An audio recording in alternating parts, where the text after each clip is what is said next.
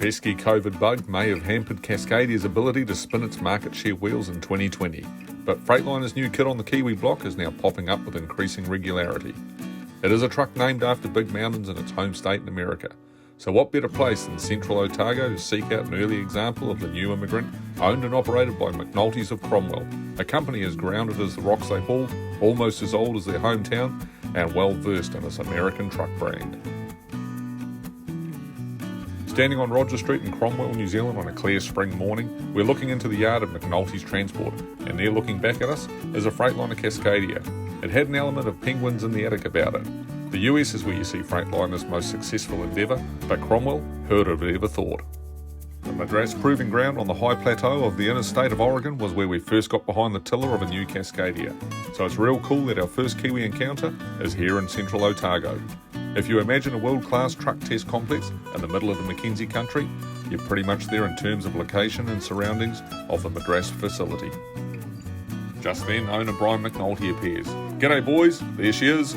Spike's here somewhere down the back, I think. So is Brad the driver. Come with me and let's go for a walk." If you're a South Island trucking propeller head, you'll know Spike as well-known McNulty operations manager, Brett Tomkeys. There's a big round of g'days, handshakes and a bit of a yarn before we're heading for our truck of the moment with its driver, 28-year-old Brad McKee. Brad has been driving with McNulty's for 3 months now, and he has driven the Cascadia for all of its 23,000 kilometres life to date.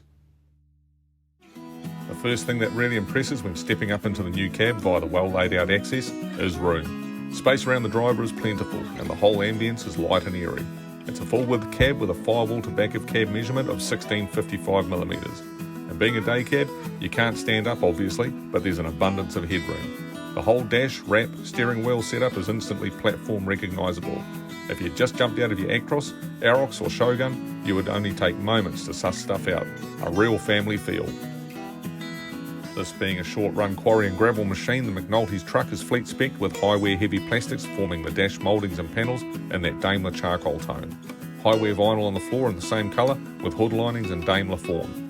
There is the odd flash of brushed aluminium and carbon fibre lip trim just to class it up a little. In practical terms, you could wash it all with a bucket of soapy water. Fit and finish-wise, it is very much Daimler platform quality. The Bionicle is standard for the times. An electronic 6-gauge cluster sits in 2 groups of 3 on either side of the Telemetrics trip, truck and driver info screen. The wrap is integral to the Bionicle and sweeps out to the left, housing extra gauges, climate management, brake valves, entertainment and switchgear in logical groups. There is no infotainment in this jigger, and speaking to the subject of built for task, the hoist controls are mounted right there in the wrap. Not everybody's cuppa, but obviously bloody handy and fast. The smart wheel serves the driver with categories, cruise, phone and light stuff on the right, and then navigating them all on the left. It goes without saying there's a plethora of options when speccing your workstation. This is just one serving suggestion. The Cascadia was spec'd for aggregate supply runs to local batching plants, and that's what the bulk of its life will entail, running on highways with minimal terrain challenges.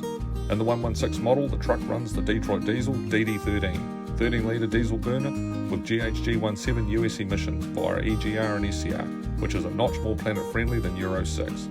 In the McNulty truck, output is set at 351 kilowatts, 470 horsepower and 2,237 newton metres, 1,650 pound-foot. The torque curve is flat from 975 RPM, and when the lines meet at 1500 RPM, both key numbers are so close in their respective peaks as to make no difference. Power achieves its ultimate high point when the needle is sitting at 1625 RPM.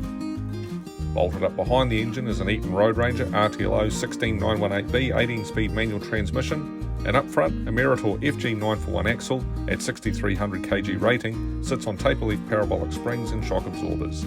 Way out the back, Meritor MT4014XGP with full crosslocks at 18,600 kgs capacity, ride on airliner 40,000 pound air suspension with dual levelling valves.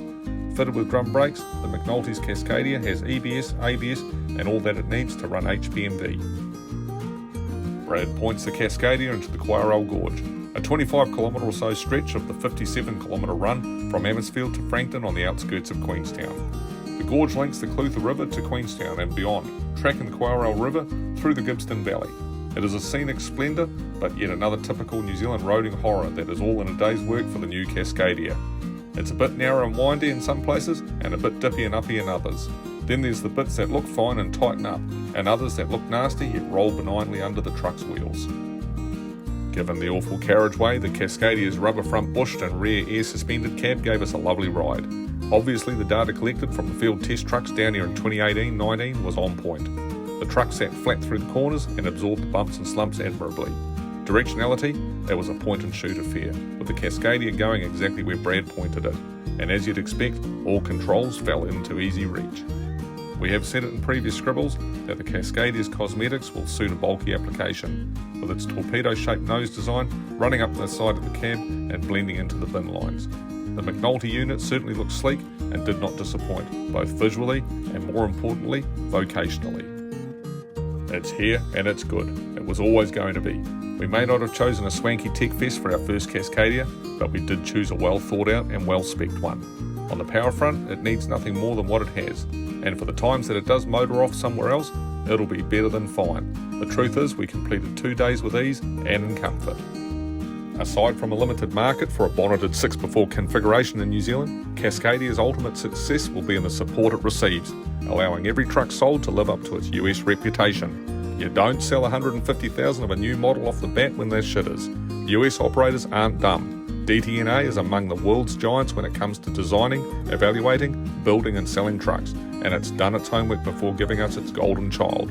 That means if Cascadia is anything less than an outright success in its somewhat specific market down under, the fault will be in our backyards, be it here or Melbourne, nowhere else.